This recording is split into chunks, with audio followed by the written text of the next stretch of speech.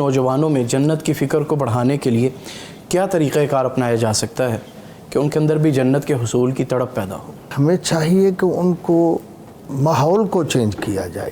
نوجوانوں کو چاہیے کہ علماء کے ممارست، ان کے ساتھ مجلسیں، ان کے دروس، ان سے استفادہ کریں. بڑا روحانیت پیدا ہوتی ہے، ماحول کا بڑا اثر ہوتا ہے. تو جب وہ قریب آئیں گے وہ قرآن مجید کے، اب دیکھیں سیدنا ثمامہ کا ایک واقعہ لے لیں، بڑا معروف ہے. نجد کے بادشاہ تھے، قید ہو کے آگے، صحابہ نے گرفتار کر لیا. جب پکڑ لیا پتہ چلا یہ تو نجد کا سردار ہے. آ کے رسول اللہ کی خدمت میں پیش کیا. انہوں نے کچھ زیادتیاں بھی کی تھی، جیسے کافر کرتے تھے تب زیادتیاں مسلمانوں کے ساتھ یا رسول اللہ صلی اللہ علیہ وسلم کے ساتھ. آپ نے فرمایا مسجد نبوی کے ستون کے ساتھ اس کو باندھ دو. 3 دن بندے رہے. ان کی تواضع بھی کی اخلاقی طور پر، یہ سخت مزاج تھے اور اپنا ایک جو بادشاہی ذہن تھا وہ غرور ذہن کے اندر تھا. نبی اکرم صلی اللہ علیہ وسلم جب بھی روزانہ صبح و شام پوچھتے کہ کیسے ہو ثمامہ، تو کہتے ٹھیک ہو. بڑا کرخت جواب دیتے. آپ بھی کیسے سلوک ہے کہ امتنی مالا شاکر، احسان کرو گے تو میں بدلہ تو دوں گا، قدر کروں گا، لیکن ان تقتل زادم، اگر آپ نے مجھے کوئی گزن پہنچایا تو بدلہ بھی لیا جائے گا، یعنی معاف نہیں کریں گے میرے پچھلے. یہ ساری صورتحال. مگر آپ اخلاق پیار سے رہے، محبت سے رہے. 3 دن اس نے قرآن سنا، نمازوں کے اندر تلاوتیں سنی، دروس سنے، نبی اکرم صلی اللہ علیہ وسلم اور صحابہ کا ایک انداز زندگی دیکھا. اتنی محبتیں، اتنا پیار، اتنا اخلاق، اتنے نرم مزاجی، اس قدر اللہ گفتگو. یہ ساری چیزیں دیکھ کر 3 دن کے بعد رسول اللہ صلی اللہ علیہ وسلم نے فرمایا اطلقوا ثمامہ، اس کو آزاد کرو، کھول دو اس کے زنجیر، کھول دو اس کے سنگل. جب یہ آزاد ہوئے تو ایک قریب باغ تھا، وہاں سے نہا دھو کے یا چہرہ دھو کے واپس آئے. کہنے لگے پہلے تو زنجیروں میں جکڑا ہوا تھا، اب آپ کے انداز اخلاق، انداز گفتگو، اس نے مجھے آپ کا گرویدہ کر دیا ہے. اب واپس نہیں جاؤں گا، میں آپ کا غلام پہلے بنوں گا، آپ کا تابع فرمان ہوں گا. تو یہ ماحول کا اثر میں کہا کرتا ہوں 3 دن کے اندر رسول اللہ صلی اللہ علیہ وسلم کا دیکھا. ہمارے محترم حافظ محمد یحییٰ صاحب عزیز میر محمدی نور اللہ مرقدہ، اللہ تمام ہمارے بزرگوں کی قبروں پر رحمتیں فرمائے. وہ فرمایا کرتے تھے کہ ہم تو کسی مسئلے کو دکھانے سمجھانے کے لیے نا کتابوں کے حوالے قرآن سے، حدیث سے، بخاری سے، مسلم سے دیتے ہیں. نبی اکرم صلی اللہ علیہ وسلم جب دکھاتے تھے نا اسلام کیسا ماحول ہوتا ہے، کیسا معاشرہ ہوتا ہے، تو آپ اپنے صحابہ کو سامنے کرتے تھے.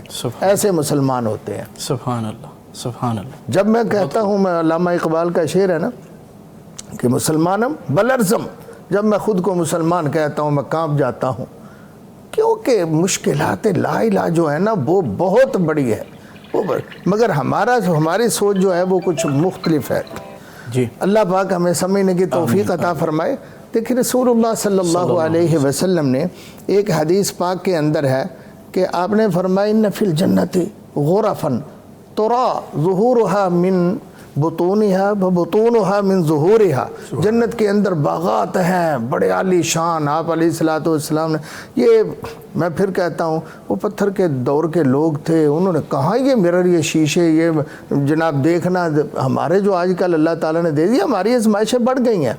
تو جب انہوں نے دیکھا کہ جنت ایسی ہے کہ اس کے محلات اندر بیٹھے باہر کے منظر نظر آ رہے ہیں، باہر سے اندر کے منظر دکھائی دے رہے ہیں، تو ایک اعرابی تھا وہ کھڑا ہوا واہ واہ کرتے ہوئے کہنے لگا لمن ہی یا رسول اللہ صلی اللہ علیہ وسلم، یہ کس کے لیے ہے اللہ کے پیغمبر، کس خوش قسمت کو ملیں گے.